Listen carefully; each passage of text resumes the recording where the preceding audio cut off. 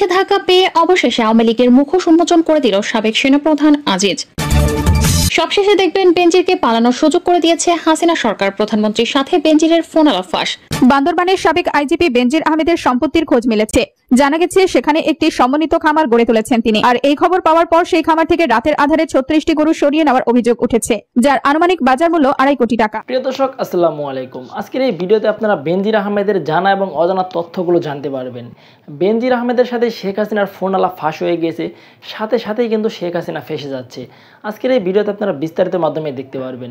বেনজির আহমেদের দেশ থেকে কোটি হাজার কোটি টাকা নিয়ে পালিয়ে গেছে। এর সাথে কি শেখ হাসিনা কোনোভাবে ইনভলভ ছিল, কোনোভাবেই কি শেখ হাসিনা জড়িত ছিল? আজকের এই ভিডিওতে আপনারা বিস্তারিতের মাধ্যমে সব কিছু দেখতে পারবেন। বিস্তারিত ভিডিওটি দেখার আগে আমি আপনাদের কাছে ছোট্ট একটা রিকোয়েস্ট রাখবো, যারা এখন এই চ্যানেলটি সাবস্ক্রাইব করেন এই চ্যানেলটি সাবস্ক্রাইব করে পাশে থাকা বেল আইকনটি বাজিয়ে রাখবেন। ইতিমধ্যে যারা সাবস্ক্রাইব করে রেখেছেন সকলকে জানাই অসংখ্য ধন্যবাদ। ভিউয়ার্স, বেশি কথা বলবো না, যারা এখন এই ভিডিওতে লাইক দেন, ভিডিওতে লাইক দিয়ে বিস্তারিত ভিডিওগুলো ধাপে দেখা শুরু করে দিন। আসসালামু আলাইকুম ওয়া রাহমাতুল্লাহ। প্রিয় দর্শক, রাতের আধারে বেনজিরের খামার বাড়ি থেকে 36 গরু উঠাও। জানাবো এর বিস্তারিত, ভিডিওটি না টেনে দেখতে থাকুন। বান্দরবানের সাবেক আইজিপি বেনজির আহমেদের সম্পত্তির খোঁজ মিলেছে।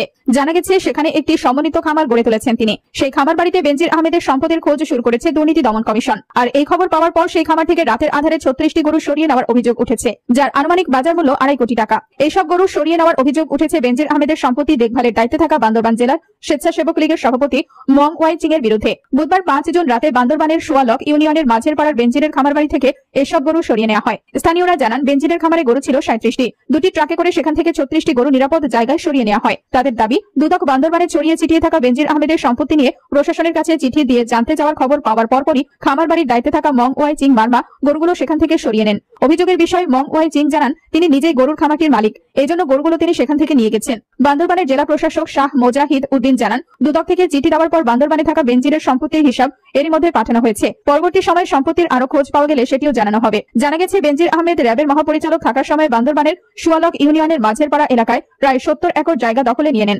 সেখানে রাবার, হর্টিকালচারের জায়গা, লিজ ও ক্রয়কৃত জায়গাও রয়েছে। ওই জায়গা দেখিয়ে গত বছর বন বিভাগ থেকে প্রায় 14,000 ঘনফুট গাছের জোট কাঠ পরিবহন পারমিট করেন বেনজির। প্রায় কোটি টাকা হাতিয়ে নেওয়া হয় গাছ বিক্রি করে। ওই জায়গায় গরু ও মৎস্য খামার, সেই সঙ্গে আলিশান বাংলো করা হয়। অপরদিকে লামারসর ইউনিয়নেও বেনজিরের আরো শতাধিক একর জায়গার খবর পাওয়া গেছে। সেখানকার ভুক্তভোগীরা অভিযোগ করে বলেছেন, তৎকালীন সময় পুলিশের কিছু কর্মকর্তা ও রাজনৈতিক দলের স্থানীয় বেশ কিছু নেতা বেনজিরের শীর্ষ পদে কর্মরত থাকার সময় ক্ষমতার অপব্যবহার করে বিপুল সম্পদের মালিক হওয়ার অভিযোগ উঠেছে বেনজির আহমেদের বিরুদ্ধে। এসব বিষয় নিয়ে লোকমুখে আলোচনা ছিল আরো অনেক আগে থেকেই। অন্যদিকে সাবেক সেনাপ্রধান আজিজ আহমেদের বিরুদ্ধেও ক্ষমতার অপব্যবহারের নানা অভিযোগ ছিল দীর্ঘদিন থেকে। নিজের ক্ষমতার অপব্যবহার করে ভাইদের নানা সুবিধা দেবার অভিযোগ উঠেছে সাবেক সেনাপ্রধানের বিরুদ্ধে। এ নিয়ে কয়েক বছর আগে আন্তর্জাতিক একটি টেলিভিশন চ্যানেলে অনুসন্ধানী প্রতিবেদনও প্রচার হয়েছে। অনেকেই প্রশ্ন তুলছেন যে অপরাধ চক্রে জড়িত থাকার অভিযোগের বিষয়টি ওপেন সিক্রেট হবার পরেও একজন ব্যক্তি কিভাবে বারবার সংসদ সদস্য হিসেবে মনোনয়ন পেয়েছেন। আবার রাষ্ট্রের দুটি গুরুত্বপূর্ণ প্রতিষ্ঠানের শীর্ষ পদে যারা ছিলেন তাদের বিরুদ্ধে যে ধরনের অভিযোগ আসছে তার সম্পাদনের সুযোগ পেল কি করে? ট্রান্সপারেন্সি ইন্টারন্যাশনাল বাংলাদেশ টিআইবির নির্বাহী পরিচালক ইফতেখারুজ্জামান বলেন, এসব ঘটনার দায় সরকার, রাজনৈতিক দল এবং সংশ্লিষ্ট প্রতিষ্ঠান এড়াতে পারে না। এখন সরকারকে দায় অবশ্যই নিতে হবে, কারণ সরকারের দায় আছে। কারণ হচ্ছে, যারা এই তিনটি ক্ষেত্রে যে অপরাধের কারণে নৃশংস হত্যাকাণ্ড, বাকি দুজনের বিরুদ্ধে দুর্নীতি অনিয়মের সার্বিক চিত্র, এগুলো কিন্তু এককভাবে এই তিনজন সম্পন্ন করেনি এই অপরাধগুলো। দুর্নীতি হোক, অবৈধ সম্পদের মালিকানা হোক, চোরা কারবারি হোক, স্বর্ণ পাচার হোক, পুরো প্রক্রিয়ার মধ্যে কিন্তু অংশীজন আরো অনেকেই ছিলেন, যোগযাসকারী অনেকেই ছিলেন, সুরক্ষাকারী অনেকেই ছিলেন। ভারতে বাংলাদেশের সংসদ সদস্য খুনের পাশাপাশি দেশ জুড়ে তোলপাড় হচ্ছে সাবেক দুই শীর্ষ কর্মকর্তার বিরুদ্ধে অনিয়ম দুর্নীতির অভিযোগ নিয়ে। সাবেক সেনাপ্রধান সপরিবারে মার্কিন যুক্তরাষ্ট্রের নিষেধাজ্ঞার কবলে পড়েছেন। যদিও নিষেধাজ্ঞা দেওয়ার পর সাবেক সেনাপ্রধান তার বিরুদ্ধে করা সমস্ত অভিযোগ অস্বীকার করেছেন, তবে আজিজ আহমেদের বিরুদ্ধে ওঠা দুর্নীতির অভিযোগ তদন্তের আবেদন করেছে বাংলাদেশের দুর্নীতি দমন কমিশনে। আর পুলিশ ও র্যাবের শীর্ষ পদে দায়িত্ব পালন করে অবসর নেওয়া বেনজির আহমেদের বিরুদ্ধে দেশে বিদেশে অবৈধ সম্পদ অর্জনের তদন্ত শুরু করেছে দুর্নীতি দমন কমিশন। দুদকের আবেদনের প্রেক্ষিতে বেনজির আহমেদ ও তার পরিবারের মালিকানায় থাকা সম্পদ ক্রয় এবং অ্যাকাউন্ট জব্দের নির্দেশ দিয়েছে আদালত। সাবেক আইজিপির দেশ বিদেশের সম্পদ নিয়ে দেশের জাতীয় দৈনিক কালের কণ্ঠ পত্রিকা একটি অনুসন্ধানী প্রতিবেদন প্রকাশ করে কয়েক মাস আগে। এরপর বেনজির আহমেদ ভিডিও বার্তা দিয়ে সেই প্রতিবেদনে উল্লেখিত সম্পদের বিবরণ এবং দুর্নীতির অভিযোগ নিয়ে সুনির্দিষ্ট করে ব্যাখ্যা দেন এবং অনিয়ম ও দুর্নীতির অভিযোগ সম্পূর্ণ অস্বীকার করেন। সেখানে নিজের ও তার পরিবারের নামে যেসব ব্যবসার সম্পদ আছে সেগুলো বৈধ এবং কোনো ধরনের অনিয়ম হয়নি বলেও দাবি করেছিলেন বেনজির আহমেদ। তিনি এটিকে মহল বিশেষের চরিত্র হরণের চেষ্টা বলে অভিহিত করেন। ভিডিওতে তিনি বলেন, অবসরে যাবার পর তাকে দুর্নীতিবাজ প্রমাণের অপচেষ্টা হতাশাব্যঞ্জক এবং দুঃখজনক। আলোচিত তিনটি ঘটনা ঘটনা নিয়ে ক্ষমতাসীন আওয়ামী লীগ সরকারের সমালোচনা হচ্ছে। তবে আওয়ামী লীগ সাধারণ সম্পাদক এবং সেতুমন্ত্রী ওবায়দুল কাদের এ বিষয়ে সাংবাদিকদের বলেছেন, অভিযুক্তদের সরকার কোনো সুরক্ষা দেবে না। বিষয়টি নিয়ে বিরোধী দলও এখন সরকারের কঠোর সমালোচনা করছে। নিয়মিত সাংবাদিকদের প্রশ্নের মুখোমুখি হচ্ছেন আওয়ামী লীগের সাধারণ সম্পাদক। তবে এসবের দায় সরকার নিতে অনিচ্ছুক। বেনজির আহমেদ এবং আজিজ আহমেদকে যোগ্যতার ভিত্তিতে নিয়োগ হয়েছে বলে দাবি করেন তিনি। মিস্টার কাদের বুধবার সাংবাদিকদের প্রশ্নের জবাবে বলেছেন, যদি দুর্নীতি করে তদন্ত হচ্ছে, দুর্নীতির তথ্য পেলে তদন্ত হবে এবং কাউকে ছাড় দেওয়া হবে না। বাস্তবতা হলো, এসব অনিয়ম বা অবৈধ সম্পদ অর্জন সবই ঘটেছে আওয়ামী লীগ সরকারের আমলে। সরকারের শীর্ষ পদে থেকে বড় কর্মকর্তারা কিভাবে এত সম্পদের মালিক হয় বা অনিয়মের সুযোগ পায়, এর প্রশ্ন তুলে অনেকেই বলছেন এটি সরকার ও দলের জন্য ভাবমূর্তি সংকটের কারণ হতে পারে।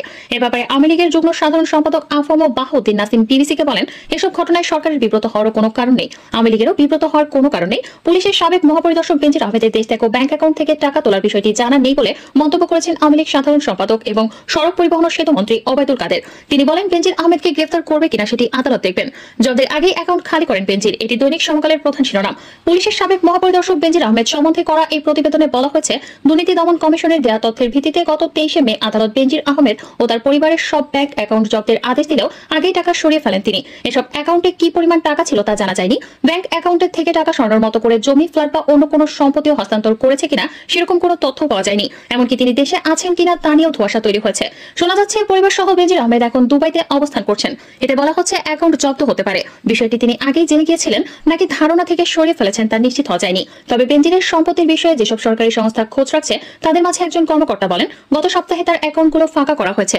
এর সাবেক আইজিপি বেনজির আহমেদের অপরাধ দুর্নীতির সহযোগী হিসেবে 10 জন উচ্চপদস্থ পুলিশ কর্মকর্তার নাম প্রকাশ করেছেন ভারতীয় একটি গণমাধ্যম। ভারতের এই ইংরেজি নিউজ পোর্টালের দাবি, বাংলাদেশ সরকার এবং বাংলাদেশের দুর্নীতি দমন কমিশন এই 10 জন কর্মকর্তার বিরুদ্ধে কোনো ধরনের ব্যবস্থা নেবে না, কোনো ধরনের ব্যবস্থা নিচ্ছে না, তাদের বিরুদ্ধে তদন্তেরও কোনো উদ্যোগ নেওয়া হচ্ছে না। কেবলমাত্র বেনজির আহমেদ পর্যন্তই দুর্নীতি দমন কমিশন এই তদন্তটা সীমাবদ্ধ রাখতে চায়।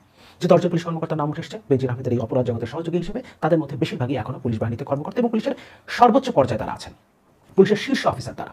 এবং তাদের বিরুদ্ধে যদি এখন সরকার কোনো ব্যবস্থা নেয়, দুর্নীতি দমন কমিশন যদি তাদের বিরুদ্ধে তদন্ত করতে শুরু করে, তাহলে তারা অনেকেই হয়তো বা মুখ খুলতে শুরু করবেন।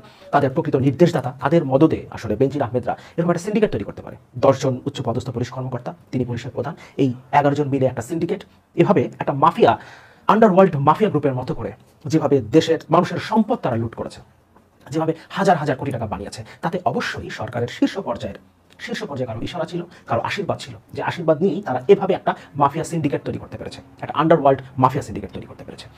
সুতরাং এই মানুষগুলোর বিরুদ্ধে যদি আপনি তদন্ত করতে যান, তাহলে সেই নামগুলো সামনে চলে আসতে পারে এবং সরকারের একদম শীর্ষ পর্যায়ের সহযোগিতা ছাড়া বেনজির আহমেদ এইভাবে তার সাম্রাজ্য তৈরি করতে পারেন নাই।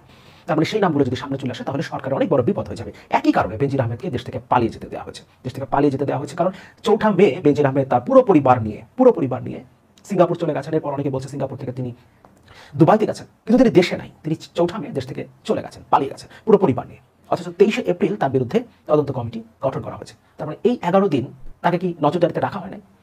কিংবা আরো এক মাস পর, অর্থাৎ 4 মেতে তিনি চলে গেছেন, তারপর আরো 1 মাস পর যখন স্বরাষ্ট্রমন্ত্রীকে জিজ্ঞেস করা হচ্ছে বেনজির আহমেদ কোথায়, বেনজির আহমেদকে পালিয়ে গেছেন, তিনি বলছেন এই ব্যাপারে আমার কাছে তথ্য নাই। তাহলে স্বরাষ্ট্রমন্ত্রী আসলে আছেন কি করতে? তিনি আসলে জানতেও চান না, স্বরাষ্ট্রমন্ত্রী জানতেও চান না যে বেনজির আহমেদকে কোথায় পালিয়ে যাবার সুযোগ দেওয়া হয়েছে, কোথায় পালিয়ে যেতে দেওয়া হয়েছে সেটা তিনি জানতেও চান না। কারণ এটা জানতে গেলে কে তাকে পালিয়ে যেতে সাহায্য করলো সেই নামটাও তো আবার জানতে হয়, সেগুলো জানতেও আসলে তারা ভয় পান। এই কারণেই স্বরাষ্ট্রমন্ত্রী এটা জানতেও চান না। আমরা একটু 10 জন পুলিশ অফিসারের নাম দেখে নিই, কাদের বিরুদ্ধে অ্যালিগেশনটা আসছে। আরেকটা কথা খুব জরুরি, যে 10 জন পুলিশ কর্মকর্তার নাম এখানে এসছে, তাদের বিরুদ্ধে তদন্ত হওয়া আরেকটা কারণে জরুরি। কারণ এই 10 জন কর্মকর্তা বেনজিরের সহযোগী নাও হতে পারেন। সত্যিকারের অপরাধী যারা, সত্যিকার অর্থে যারা বেনজিরের সহযোগী ছিলেন, বেনজির অপরাধ জগতের সহযোগী, তারা নিজেদেরকে বাঁচাতে এই 10 জনকে ফাঁসিয়ে দিতে পারেন। সেটাও হতে পারে, কারণ সূত্রের বরাতে ভারতীয় গণমাধ্যম এই নামগুলো প্রকাশ করেছে, কিন্তু প্রকৃতপক্ষে তারা অপরাধী কিনা, তারাই আসলে বেনজির আহমেদের অপরাধ জগতের সাথে সংশ্লিষ্ট কিনা, নাকি সত্যিকারের সংশ্লিষ্টরা এখন আড়ালে রয়ে গেছে এবং এদেরকে ফাঁসানো হচ্ছে, সেটা আমাদের জানা দরকার। এই কারণেও তদন্ত হওয়াটা জরুরি। তাছাড়া প্রাসাদ ষড়যন্ত্র, প্রাসাদ রাজনীতি তো আছে, আর বাংলাদেশ নামের এই আওয়ামী সাম্রাজ্যের ভবিষ্যৎ কর্ণধার, ভবিষ্যৎ সাকসেসর নিয়েও তো টানাপোড়েনের কথা আমরা শুনতে পারি। এই আপার লোক ওই আপার লোকের বিরুদ্ধে ব্যবস্থা নেওয়া, এই আপার লোক ওই আপার লোককে বিপদে ফেলা, অনেক কিছুই হতে পারে। সুতরাং সেই জিনিসগুলো আমাদের মাথায় রাখতে হবে। এই কারণে তদন্ত হওয়াটা জরুরি। যদিও তদন্ত হলে সরকার আসল তথ্য প্রকাশ করবে কিনা সেটা ভিন্ন আলোচনা, কিন্তু তদন্ত যদি হয় তখন গণমাধ্যমে এটা রিপোর্ট করতে থাকবে। যাদের বিরুদ্ধে তদন্ত হচ্ছে তারা গণমাধ্যমে কিছু কথা বলবে, নিজেরা কিছু কথা বলবে, সেগুলো আমাদের সামনে আসবে এবং সরকার যে অংশটা আড়াল করতে চাইবে আমরা তখন খুব সহজেই সেই অংশটা ধরে ফেলতে পারবো এবং আমরা মিলিয়ে নিতে পারবো সত্যিটা কি, আমরা বুঝে নিতে পারবো, আমরা সেন্স করতে পারবো। এই কারণে তদন্তটা হওয়া জরুরি। আমি একটু 10 জন কর্মকর্তার নামগুলো আগে দেখে নিই, তারপর পুরো রিপোর্টটা পড়বো। ইংরেজিতে রিপোর্টটা আছে, আমি ইংরেজিতে পড়বো এবং বাংলায় সহজে এটা বুঝে নেবার চেষ্টা করবো।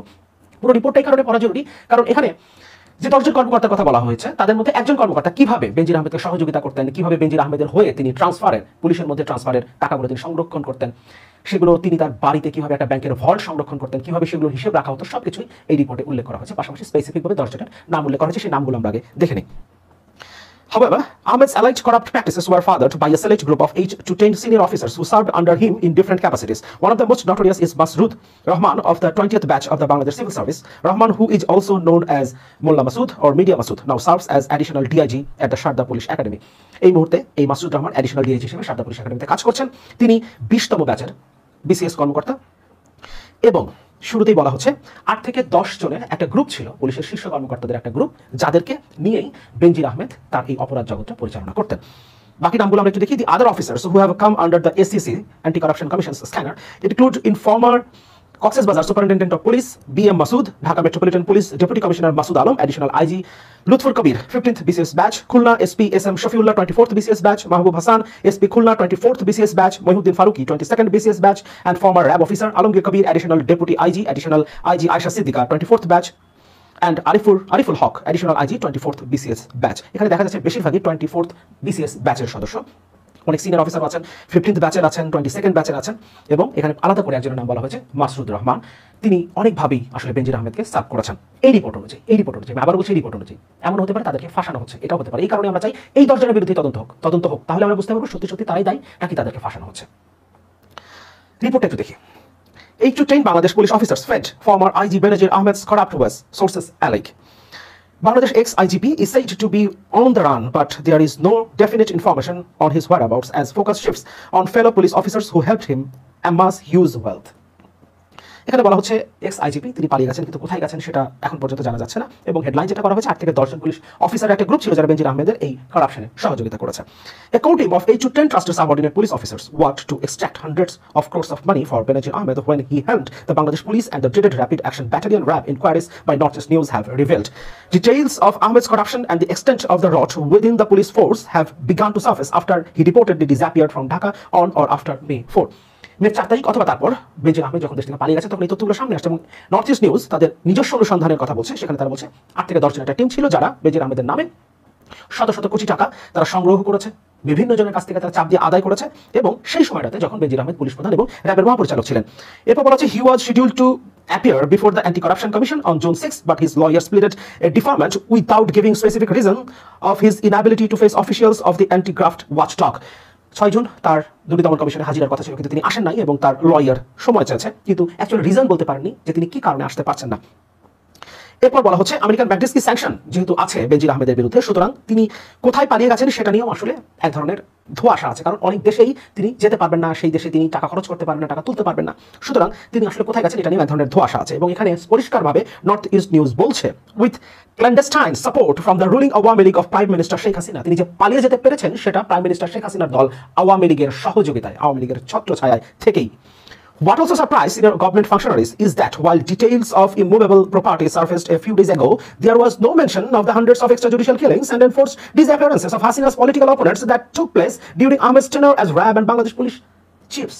অর্থাৎ র্যাব এবং বাংলাদেশ পুলিশের প্রধান হিসেবে কর্মরত থাকা অবস্থায় তো শত শত এক্সট্রা জুডিশিয়াল কিলিং, বিচার বহির্ভূত হত্যাকাণ্ড হয়েছে, সেটার সাথেও তো তিনি জড়িত ছিলেন, এনফোর্স ডিসঅ্যাপিয়ারেন্স অর্থাৎ গুমের সাথে তিনি জড়িত ছিলেন, এগুলোর তথ্য কিন্তু আসছে না, এগুলোর কথা কিন্তু বলা হচ্ছে না, কারণ এখানে পরিষ্কারভাবে বলছে এখানে যেগুলো হয়েছে সেটা হাসিনাস পলিটিক্যাল অপোনেন্টসদের বিরুদ্ধে।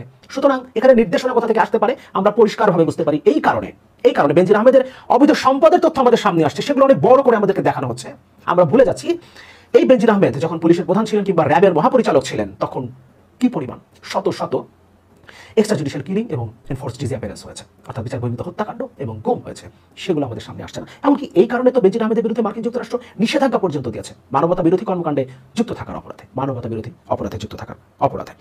However, Ahmed's alleged corrupt practices were furthered by a select group of 8 to 10 senior officers, যেটা শুরুতে বলছিলাম।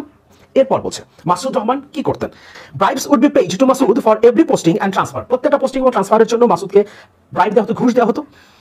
Officials said, adding that he maintained a banknote counting machine and 2 vaults at his official residence in Dhaka. Banknote counting যে machine আমরা ব্যাংকে গেলে দেখতে পাই, এরকম একটা মেশিন তিনি রাখতেন এবং তার বাসায় দুটো তার অফিসিয়াল অফিসিয়াল রেসিডেন্সে দুটো ভল্ট ছিল, ব্যাংকে যেমন ভল্ট থাকে সেরকম টাকা রাখার দুটো ভল্ট ছিল। He also led a group of police officers who allegedly threw around their weight to effect land grabs at prime locations across Dhaka. তার নেতৃত্বে আরেকটা গ্রুপ ছিল যারা তাদের ক্ষমতা বলে ঢাকার প্রাইম লোকেশনগুলোর জায়গাগুলো দখল করতো, জমি দখল করতো। The other officers who have come under the anti corruption commission scanner, আমি সেই নামগুলো পড়েছি, তাদের মধ্যে বেশিরভাগই 24th BCS ব্যাচের ছিল, কেউ সিনিয়র ছিলেন 15th ব্যাচ এবং 22nd ব্যাচের ছিলেন। While Bangladesh government sources said that the Anti-Corruption Commission might consider taking a closer look at these officers for their alleged corrupt practices at an appropriate time, the focus will remain on Benazir Ahmed. এখানে বলা হচ্ছে কোনো একটা appropriate টাইমে anti corruption commission এদের দিকে দৃষ্টি দেবে। তার আগ পর্যন্ত তারা শুধুমাত্র বেনজির আহমেদের ব্যাপারেই তদন্ত করতে চায়। কিন্তু আপনি যদি বেনজির আহমেদের বিরুদ্ধে তদন্ত করে সত্যিকার তার অপরাধ দুর্নীতির প্রমাণ যদি আপনি হাজির করতে চান, তাহলে তার সহযোগীদের বিরুদ্ধে তো তদন্ত করতে হবে। তার সহযোগীরাই আপনাকে তার ব্যাপারে সঠিক তথ্য দিতে পারবে। সুতরাং আপনি এটাকে অ্যাভয়েড করে বেনজির আহমেদের ব্যাপারে তদন্ত করছেন এটা বলে আসলে আপনি ছাড় পাবেন না। তার মানে এখানে সরকার এবং দুর্নীতি দমন কমিশনের আলাদা কোনো মতলব আছে। এখন যারা পুলিশে কর্মরত আছেন, যে 10 জন পুলিশ অফিসারের কথা বলা হচ্ছে একদম শীর্ষ পর্যায়ে, তাদের ব্যাপারে যদি এখন তদন্ত করা হয় তাহলে সরকারের অনেকেই ফেঁসে যাবেন, এটা হচ্ছে মূল বিষয়। However, the government and political sources said there is no knowing whether the former IGP will act or reappear or not. বলা হচ্ছে বেনজির আহমেদ আদৌ আসলে আবার ফিরে আসবেন কিনা দেশে সেটা নিয়েও সন্দেহ রয়েছে। Soon after reports appeared on Bangladeshi media about Ahmed's disappearance, unconfirmed reports indicated that he might have fled the country. Several places, including Singapore, Malaysia, and Turkey, were suspected as Ahmed's destination, but some sources suspect that linking Ahmed to these locations was mere speculation, considering his high value, especially when he continues to under American sanctions. এখানে যে দেশগুলোর নাম বলা হচ্ছে সেই দেশগুলোর তার value অনুযায়ী, তার হাই ভ্যালু অনুযায়ী হয়তো এই দেশগুলোর নাম বলা হচ্ছে যে তিনি সিঙ্গাপুরে গিয়ে থাকতে পারেন, মালয়েশিয়া, টার্কিতে গিয়ে থাকতে পারেন, কিন্তু যেহেতু তার বিরুদ্ধে এখনো মার্কিন যুক্তরাষ্ট্রের নিষেধাজ্ঞা আছে ম্যাগনিটস্কি অ্যাক্টে, অর্থাৎ দুর্নীতি বিরোধী কর্মকাণ্ডে যুক্ত থাকার অপরাধে, সুতরাং তিনি অনেক দেশেই আসলে যেতে পারবেন না, তিনি সেখানে টাকা রাখতে পারবেন না, টাকা তুলতে পারবেন না, ক্রেডিট কার্ড ব্যবহার করতে পারবেন না, ডেবিট কার্ড ইনফ্যাক্ট ব্যবহার করতে পারবেন না, ভিসা কিংবা আমেরিকান এক্সপ্রেস, সবকিছু মিলিয়ে তিনি কোন দেশে আছেন সেটা আসলে সঠিকভাবে বলা যায় না। তবে সরকার চাইলে সেটা বের করতে পারতো, অবশ্যই বের করতে পারতো। অন্তত বাংলাদেশ থেকে সে যখন বেরিয়ে যাচ্ছে প্রথম ডেস্টিনেশন তার কোথায় সেটা বের করতে পারতো, কিন্তু সরকার সেই তথ্যটা দিচ্ছে না। ব্যাপারটা এমন না যে সরকার জানে না, সরকার বের করতে পারছে না বা সরকার বের করতে চায়নি, ব্যাপারটা সেরকম না। সরকার আসলে এই তথ্যটা দিচ্ছে না, কারণ সরকার জানবে না এটা অন্তত আমি বিশ্বাস করি না। কারণ আমাদের স্বরাষ্ট্র মন্ত্রণালয় এবং স্বরাষ্ট্রমন্ত্রী এতটা অথর্ব এটা অন্তত আমি মনে করি না। যথেষ্ট সম্মান দিয়ে কথা বলতে চাই আমাদের স্বরাষ্ট্রমন্ত্রীকে, আমি মনে করি আমাদের স্বরাষ্ট্রমন্ত্রী এবং স্বরাষ্ট্র মন্ত্রণালয় অত্যন্ত সফল, এবং তারা বেনজির আহমেদ কোথায় আছেন, বেনজির আহমেদ কবে গেছেন, কোন সময় গেছেন, কোন ফ্লাইটে গেছেন, সকল তথ্য তাদের কাছে আছে, এতটুকু যোগ্যতা সম্পন্ন স্বরাষ্ট্রমন্ত্রী আমাদের, এটা নিশ্চিতভাবে আমি বলতে পারি। তার মানে সরকার সে বলতে চাইছে না, কারণ এখানে এই লোকগুলোর বিরুদ্ধে তদন্ত হয়। বেনজির আহমেদ যদি সামনে এসে কথা বলেন, এই 10 জনের বিরুদ্ধে যদি তদন্ত শুরু হয়, আর এই 10 জন যদি অপরাধী হয়ে থাকেন, সত্যিকারের যে 10 জন বা 15 জন বা 50 জন যারা আসলে বেনজির আহমেদের সহযোগী, তাদের বিরুদ্ধে যদি তদন্ত শুরু হয়, তারা যদি সামনে আসেন এবং তারা যদি কথা বলতে শুরু করেন, তখন সরকারের বিপদ হয়ে যাবে। কারণ সরকারের সর্বোচ্চ পর্যায়ের নাম তখন সামনে চলে আসবে, এবং যেভাবে কয়েকদিন আগে দুর্নীতির অপরাধে আজিজ আহমেদের বিরুদ্ধে নিষেধাজ্ঞা চলে এসছে, সেভাবে আমাদের রাষ্ট্রের, আমাদের সরকারের সর্বোচ্চ পর্যায়ের উপরে যদি স্যাংশন চলে আসে, তাহলে অবাক হওয়ার কিছু থাকবে না। বেনজিরের সম্পদের পরিমাণ আমরা এর মধ্যে খুব ভালো মতো জানি। মানে সারা বাংলাদেশের বিভিন্ন জায়গায়, গোপালগঞ্জের কেন্দ্র, তারপর বিভিন্ন জেলায় তার শত শত বিঘা, শত শত একর সম্পত্তির খবর আমরা জেনেছি, ফ্ল্যাটের খবর জেনেছি, নানা কিছু, টিভির মালিকানা, শেয়ার মার্কেট, হোটেল ব্যবসা, এই যাবতীয় সম্পত্তি বেনজির স্রেফ ডাকাতি করেছেন। অন্য ডাকাতদের সাথে বেনজির একটা ডিফারেন্স আছে। অন্য ডাকাতদেরকে সরকার অন্তত পেট্রোনাইজ করে ডাকাতি করে না, যে তুমি ডাকাতি করো আমি তোমাকে রক্ষা করবো, তুমি আমার লোক। এই ডাকাতিটা সরকারের প্রত্যক্ষ সহযোগিতায়, প্রত্যক্ষ পারমিশনে বেনজির করেছেন। কেন করেছেন আমরা জানি, সরকারকে ক্ষমতায় থাকার জন্য, রাখার জন্য তিনি যা তা করবেন। মজা হচ্ছে এই বেনজিরের এই ডাকাতির সম্পদও বৈধ হয়ে যেতে পারত। আমাদের মনে হয় গতকাল ওই নাম নিয়ে কথা বলেছি, কিন্তু যেহেতু স্পেসিফিকলি এর একটা প্রশ্ন এসেছিল গতকাল বাজেট উত্তর যে সংবাদ সম্মেলন, সেখানকার ওই জবাবটা নিয়ে কয়েকটা কথা বলা দরকার। ওই সংবাদ সম্মেলনে একজন সাংবাদিক জিজ্ঞেস করেছিলেন যে বিনা প্রশ্নে যে 15% কর দিয়ে কালো টাকা সাদা করা যাবে, তাতে বেনজির আহমেদ তার সম্পদ সাদা করতে পারবেন কিনা। বলছেন পুলিশের সাবেক মহাপরিচালক বেনজির আহমেদের বিরুদ্ধে দুর্নীতির অভিযোগে আইনি প্রক্রিয়ার মধ্যে থাকায় তিনি এই সুযোগ নিতে পারবেন না বলে জানিয়েছেন এনবিআর চেয়ারম্যান আবু হেনা মোহাম্মদ রাহমাতুল মুনিম। আচ্ছা, না আলোচনা হচ্ছে, তখন ওনাকে যখন জিজ্ঞেস করে তিনি বলছে এটা তো আইনি প্রক্রিয়ার মধ্যে আছে, এ ধরনের আয় কিভাবে বৈধ হবে। অর্থনৈতিক উপদেষ্টা জনাব বশিউর রহমান বলছেন সাবেক আইজিপির বিরুদ্ধে দুদক তথ্য অনুসন্ধান করছে, তার বিরুদ্ধে আইনগত ব্যবস্থা নেওয়া হবে, তার নাগরিক অধিকার অক্ষুণ্ণ রেখে বিচার ব্যবস্থার মাধ্যমে প্রক্রিয়াটি শেষ করা হবে। এখানে আবার কালো টাকা সাদা কারণের ক্ষেত্রে বলছে যারা টাকা দেখান নাই ইত্যাদি, বৈধ আয় দেখাতে ভুলে গেছেন, জমি বিক্রির টাকা ইত্যাদিতে প্রধানমন্ত্রী যা বলেছেন। কিন্তু ইন্টারেস্টিং প্রশ্নের জায়গাটা আমি একটু অ্যাড্রেস করি, জানা বেনজিরকে দিয়ে জিনিসটা বুঝি। সাম্প্রতিক সময় সরকারের সাথে, সরকারের বিভিন্ন পদে যারা আছেন, গুরুত্বপূর্ণ পদে, তারা এক একজন কিছু ব্যতিক্রম ছাড়া এক একজন এই ডাকাতিই করছেন। This is the trade of, I told repeatedly. শুধু সেটা না, সরকারের আরো নিচু পর্যায়ে যারা আছেন, এটা শুধু পুলিশ বা প্রশাসন না, আরো যত সরকারি অফিস, ভূমি অফিস, বিআরটিএ, গ্যাসে যারা কাজ করেন, ওয়াসায় যারা কাজ করেন, জাস্ট চোর ডাকাতেই ভরপুর আমাদের এখানে। আমরা খুব ভালো মতো জানি, আমি বারবার বলছি, আমরা ওইসব সেবা নিতে যাই, সেসব সেবা নিতে গিয়ে আমাদের কি হয় আমরা খুব ভালো মতো জানি।